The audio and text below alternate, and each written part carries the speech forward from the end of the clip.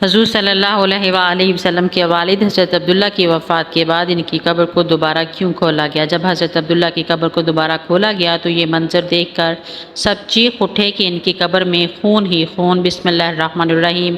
السلام علیکم۔ حضور صلی اللہ علیہ وآلہ وسلم کے والد کی وفات۔ حضور صلی اللہ علیہ وآلہ وسلم کے والد حضرت عبداللہ کو اللہ تعالیٰ نے بہت زیادہ خوبصورتی عطا کی تھی۔ جو بھی انہیں دیکھتا اپنے دانتوں تلے انگلیاں دبا دیتا تھا۔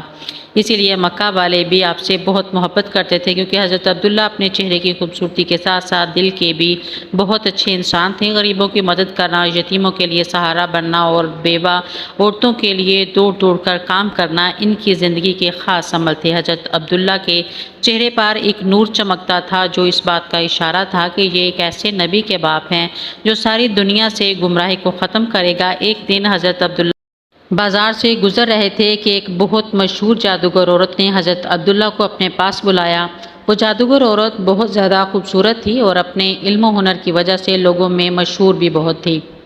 اس نے حضرت عبداللہ سے کہا کہ اے عبداللہ، تمہارے باپ نے زمزم کا کنواں کھودتے ہوئے نظر مانی تھی کہ ایک لڑکے کو ذبح کریں گے، پھر تمہارا نام آ گیا، لیکن تمہاری جگہ 100 اونٹوں کو ذبح کیا گیا۔ آج میں تمہیں 100 اونٹ اس بات کے بدلے میں دوں گی کہ تم میرے ساتھ ایک رات گزار لو۔ حضرت عبداللہ نے کہا، ارے نہیں نہیں، یہ گناہ کی بات ہے، میں ایسا ہرگز نہیں کر سکتا۔ مجھے مرنا گوارا ہے لیکن یہ برا کام کرنا میں کبھی گوارا نہیں کر سکتا۔ اور پھر حضرت عبداللہ وہاں سے اپنے گھر کو چلے گئے۔ کچھ دنوں کے بعد حضرت عبدالمطلب نے اپنے بیٹے عبداللہ کی شادی مدینہ کے ایک بہت اونچے خاندان کی لڑکی حضرت آمنہ سے طے کر دی، اور پھر کچھ دنوں کے بعد دونوں کی شادی ہو گئی اور حضرت عبداللہ حضرت آمنہ کو لے کر اپنے گھر آ گئے۔ اسی دن شام کو حضرت عبداللہ کو وہی جادوگر عورت بازار میں پھر سے ملی اور وہ کہنے لگی کہ اے عبداللہ، میں بدکار عورت نہیں ہوں بلکہ میں ایک شریف گھرانے سے تعلق رکھتی ہوں۔ میں نے اس دن جو تم سے کہا تھا کہ میں تمہارے ساتھ ایک رات گزار لوں، وہ صرف اس وجہ سے کہا تھا کہ میں یہ تمہارے ماتھے پر آخری نبی کا نور دیکھا تھا۔ میں چاہتی تھی کہ وہ نور میرے بطن میں آ جائے اور میں اپنی نبی کی ماں بن جاؤں، لیکن تمہاری بیوی آمنہ اس میں بازی لے گئی۔ حضرت عبداللہ اپنی بیوی آمنہ سے بہت زیادہ محبت کرتے تھے۔ حضرت آمنہ بھی بہت زیادہ خوبصورت تھی۔ شادی کے 2 مہینے بعد ایک رات حضرت عبداللہ نے اپنی بیوی آمنہ سے کہا کہ اے آمنہ، مجھے 3 دنوں کے بعد ملک شام کی طرف کاروبار کے لیے سفر کرنا ہے تاکہ کچھ پیسے کما سکوں اور اپنے پیدا ہونے والے بچے کے لیے کچھ چیزوں کا انتظام کر سکوں۔ حضرت آمنہ نے کہا کہ آپ چلے جائیں گی تو میں اکیلی کیسے رہوں گی؟ مجھے آپ کے بغیر بالکل بھی اچھا نہیں لگے گا۔ حضرت عبداللہ کہنے لگے کہ اے آمنہ، تم پریشان نہ ہونا، میں بہت جلدی واپس آ جاؤں گا اور تمہارے لیے خوب اچھے اچھے تحفے لے کر آؤں گا۔ اور پھر 3 دنوں کے بعد حضرت عبداللہ نے اپنا سفر کا سامان تیار کیا اور اونٹ پر بیٹھ کر ملک شام کی طرف چل دیے۔ جب وہ گھر سے نکل رہے تھے تو حضرت آمنہ دروازے کے پاس کھڑی اپنے شوہر کو امید کی نظروں سے دیکھ رہی تھی اور آنکھوں ہی آنکھوں میں ان سے کہہ رہی تھی کہ جلدی آنا، مجھے آپ کے بغیر بالکل بھی اچھا نہیں لگے گا۔ حضرت عبداللہ کا اونٹ چلتا جا رہا تھا اور حضرت آمنہ دروازے پر کھڑی اپنی محبت کو دور جاتا دیکھ رہی تھی۔ حضرت عبداللہ 10 لوگوں کے قافلے کے ساتھ ملک شام کی طرف روانہ ہوئے۔ راستے میں ان کی طبیعت خراب ہو گئی اور مدینہ ہی میں اپنی نانی کے گھر رک گئے۔ وقت تو گزرتا گیا۔ حضرت آمنہ ہر روز اپنے شوہر کا انتظار کرتی اور ہر آنے جانے والے سے ان کی خبر معلوم کرتی کہ میرے شوہر عبداللہ کب آئیں گے، لیکن ان کو کوئی بھی صحیح جواب نہ ملتا۔ جب بھی مکہ میں کوئی قافلہ تجارت کر کے واپس لوٹتا تو حضرت آمنہ گھر کے دروازے پر کان لگا کر کھڑی ہو جاتی کہ شاید میرے شوہر عبداللہ آ گئے ہیں، لیکن بعد میں خبر ملتی کہ حضرت عبداللہ اس قافلے میں نہیں ہیں۔ 2 مہینے بعد ان 10 لوگوں کا قافلہ مکہ واپس لوٹا جن کے ساتھ حضرت عبداللہ گئے تھے۔ ان کے مکہ پہنچنے کی خبر ایک دن پہلے ہی مشہور ہو گئی۔ یہ سن کر حضرت آمنہ بہت خوش ہوئیں کہ میرے شوہر واپس آ رہے ہیں۔ حضرت عبدالمطلب بھی بہت زیادہ خوش ہوئے اور لوگوں سے پل پل کی خبریں لیتے کہ وہ قافلہ ابھی کہاں پہنچا ہے، کیا کر رہا ہے، کتنے دنوں میں آئے گا۔ جس دن یہ قافلہ مکہ پہنچنے والا تھا اس رات حضرت آمنہ نے خوب اچھے کپڑے پہنے اور بہت اچھی طرح تیار ہو کر گھر میں بیٹھ گئی۔ حضرت آمنہ کو حضور صلی اللہ علیہ وآلہ وسلم کا اس وقت 4 ماہ کا حمل تھا۔ آخر وہ صبح بھی آئی جب یہ 10 لوگوں کا قافلہ مکہ پہنچا، حضرت آمنہ دروازے سے کان لگا کر کھڑی ہو گئیں کہ ابھی میرے شوہر آئیں گے اور میں ان سے گلے مل کر خوب خوش ہوں گی۔ حضرت عبدالمطلب کو بھی جیسے ہی خبر ہوئی تو دوڑتے ہوئے قافلے کے پاس پہنچے، لیکن حضرت عبداللہ نظر نہیں آ رہے تھے۔ پریشان ہو کر قافلے والوں سے پوچھا کہ میرا لڑکا عبداللہ کہاں ہے؟ وہ نظر نہیں آ رہا۔ قافلے والوں نے جواب دیا کہ جاتے وقت مدینہ کے پاس راستے ہی میں حضرت عبداللہ کی طبیعت خراب ہو گئی تھی، اس لیے وہ مدینہ ہی میں اپنی نانی کے گھر رک گئے تھے۔ اس کے بعد ہمیں نہیں پتہ۔ یہ سنتے ہی حضرت عبدالمطلب نے اپنے بڑے بیٹے حارث کو کہا کہ اے حارث، جلدی سے اپنا گھوڑا نکالو اور مدینہ کی طرف سفر کرو اور جا کر دیکھو کہ میرے بیٹے عبداللہ کی کیا حالت ہے، اور پھر جلدی سے آ کر مجھے خبر دو۔ حضرت آمنہ کا دل آج پھر سے ٹوٹ گیا۔ وہ امید باندھے بیٹھی تھی کہ آج میرے شوہر آئیں گے، لیکن خبر تو کچھ اور پہنچی۔ ادھر حضرت حارث نے بہت تیزی سے اپنا گھوڑا مدینہ کی طرف دوڑایا۔ 3 دنوں کے سفر کے بعد وہ مدینہ پہنچے اور نانی کے گھر جا کر معلوم کیا کہ حضرت عبداللہ کہاں ہیں، تو ایک دل کو دہلا دینے والی خبر ان کے کانوں میں پڑی۔ گھر والوں نے بتایا کہ اے حارث، عبداللہ کی طبیعت بہت زیادہ خراب تھی، انہیں دل کا دورہ پڑا تھا اور ان کی ابھی 1 مہینے پہلے وفات ہو چکی ہے۔ ہم نے انہیں نبیغہ نام کی جگہ پر دفن کر دیا۔ یہ سن کر حضرت حارث کی آنکھوں سے آنسو آ گئے، اور وہ بھی اپنے چھوٹے بھائی عبداللہ سے بہت محبت کرتے تھے۔ اور پھر یہ واپس مدینہ پہنچے اور اپنے باپ حضرت عبدالمطلب کو خبر دی تو حضرت عبدالمطلب کے ہوش اڑ گئے۔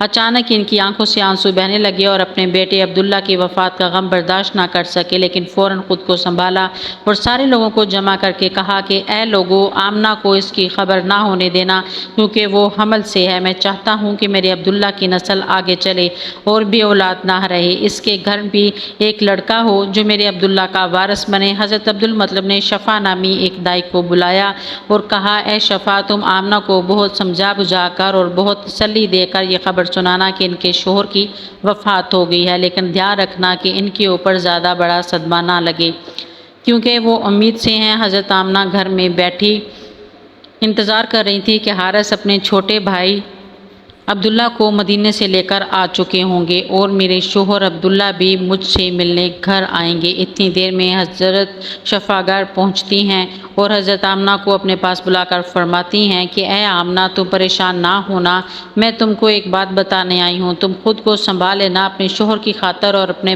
اس بچے کی خاطر خود کو سنبھال لینا، کیونکہ تمہیں صدمے لگنے سے اس 4 مہینے کے بچے کو نقصان ہو سکتا ہے۔ پھر حضرت شفا نے حضرت آمنہ کو ساری باتیں بتا دیں کہ تمہارے شوہر عبداللہ کی راستہ میں جاتے ہوئے طبیعت خراب ہو گئی تھی اور پھر مدینہ ہی میں ان کی وفات ہوگی اور وہیں ان کو دفن کر دیا گیا۔ یہ سن کر حضرت آمنہ کی آنکھوں سے آنسو بہنے لگے اور خود کو سنبھال نہیں پا رہی تھی۔ حضرت شفا نے ان کے سر پر ہاتھ پھیرتے ہوئے کہا اے آمنہ، خود کو سنبھالو، تم امید سے ہو اور یہ پریشانی تمہیں نقصان پہنچا سکتی ہے۔ حضرت آمنہ نے خود کو سنبھالا، لیکن ان کے اوپر اس بات کا ایسا غم ہوا کہ پھر وہ کسی سے مسکرا کر بات نہیں کرتی تھی، ہمیشہ خاموش رہتی۔ دن گزرتے گئے، حضرت آمنہ ہر پل ہر گھڑی اپنے شوہر عبداللہ کو یاد کرتی تھی، لیکن پیدا ہونے والے بچے کی خاطر اپنے دل کو سنبھالے رہتی۔ حضرت عبدالمطلب اور ان کے سارے لڑکے دن رات یہی امید لگائے رہتے اور اللہ سے دعائیں کرتے کہ اے اللہ، میرے عبداللہ کے لڑکے کو صحیح سلامت اس دنیا میں بھیج دینا تاکہ عبداللہ کی نسل باقی رہ سکے۔ اسی طرح 9 مہینے گزرے اور وہ دن بھی آیا جب اللہ کے رسول صلی اللہ علیہ وسلم کی پیدائش ہوئی۔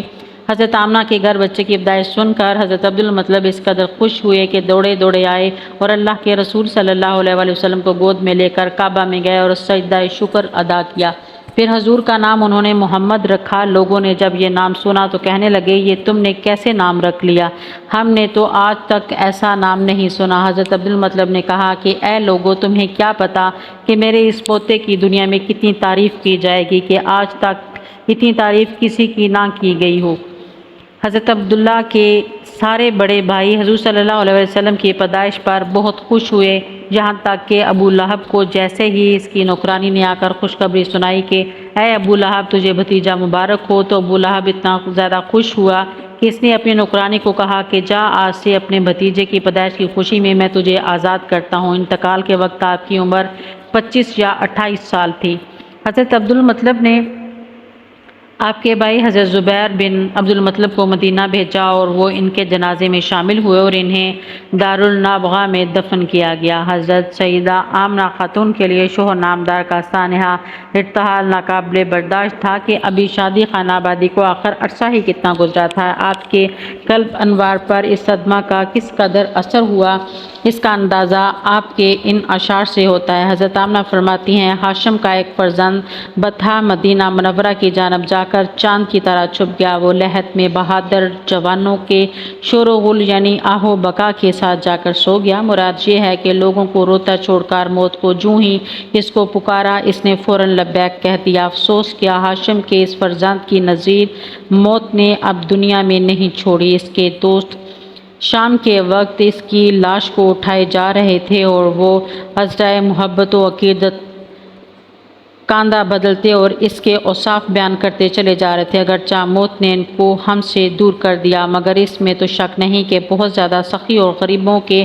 از حد ہمدرد تھے، یعنی ان کے دلوں سے ان کی یاد تو نہیں نکل سکتی۔ یہ مدینہ منورہ کے رہنے والے انصاری ہیں اور مشہور صحابی حضرت جابر رضی اللہ تعالیٰ عنہ کے والد ماجد ہیں۔ قبیلہ انصار میں یہ اپنے خاندان بنی سلمہ کے سردار اور رحمت عالم صلی اللہ علیہ وآلہ وسلم کے بہت ہی جانسار صحابی ہیں۔ جنگ بدر میں بڑی بہادری اور جاں بازی کے ساتھ کفار سے لڑے اور 3 ہجری میں جنگ احد کے دن سب سے پہلے جام شہادت سے سیراب ہوئے۔ بخاری شریف وغیرہ کی روایت ہے کہ انہوں نے رات میں اپنے فرزند حضرت جابر رضی اللہ تعالیٰ عنہ کو بلا کر یہ فرمایا، میرے پیارے بیٹے، کل صبح جنگ احد میں سب سے پہلے میں ہی شہادت سے سرفراز ہوں گا، اور بیٹا سن لو، رسول اللہ صلی اللہ علیہ وآلہ وسلم کے بعد تم سے زیادہ میرا کوئی پیارا نہیں، لہٰذا تم میرا قرض ادا کر دینا اور اپنی بہنوں کے ساتھ اچھا سلوک کرنا، یہ میری آخری وصیت ہے۔ حضرت جابر رضی اللہ تعالیٰ عنہ کا بیان ہے کہ واقعی صبح کو میدان جنگ میں سب سے پہلے میرے والد حضرت عبداللہ بن عمرو بن حرام رضی اللہ تعالیٰ عنہ ہی شہید ہوئے۔ حضرت جابر رضی اللہ تعالیٰ عنہ کہتے ہیں کہ جنگ احد کے دن جب میرے والد حضرت عبداللہ انصاری رضی اللہ تعالیٰ عنہ کی مقدس لاش کو اٹھا کر بارگاہ رسالت میں لائے تو ان کا یہ حال تھا کہ کافروں نے ان کے کان اور ناک کو کاٹ کر ان کی صورت بگاڑ دی تھی۔ میں نے چاہا کہ ان کا چہرہ کھول کر دیکھوں تو میری برادری اور کنبہ قبیلہ والوں نے مجھے اس خیال سے منع کر دیا کہ لڑکا اپنے باپ کا یہ حال دیکھ کر انجو غم سے نڈال ہو جائے گا۔ اتنے میں میری پھوپھی روتی ہوئی ان کی لاش کے پاس آئیں تو سید عالم رسول صلی اللہ علیہ وآلہ وسلم نے فرمایا کہ تم ان پر رو یا نہ رو، فرشتوں کی فوج برابر لگاتار ان کی لاش پر اپنے بازوں سے سایہ کرتی رہی ہے۔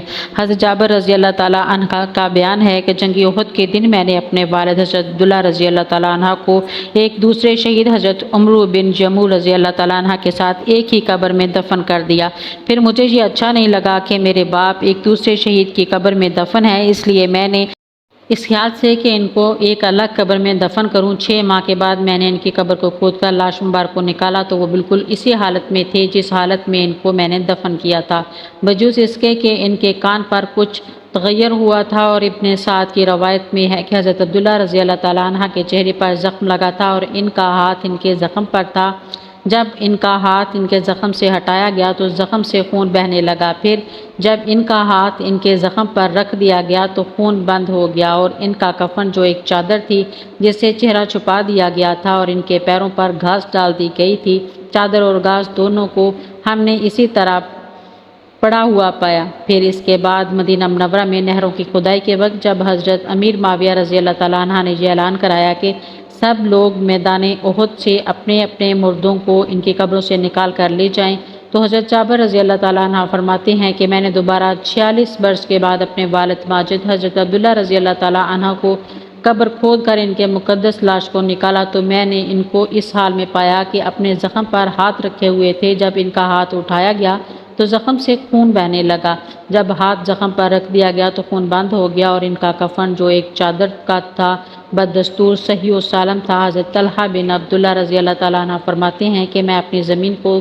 دیکھ بھال کے لیے غابہ جا رہا تھا تو راستہ میں رات ہو گئی، اس لیے میں حضرت عبداللہ بن عمرو بن حرام رضی اللہ تعالیٰ عنہ کی قبر کے پاس ٹھہر گیا۔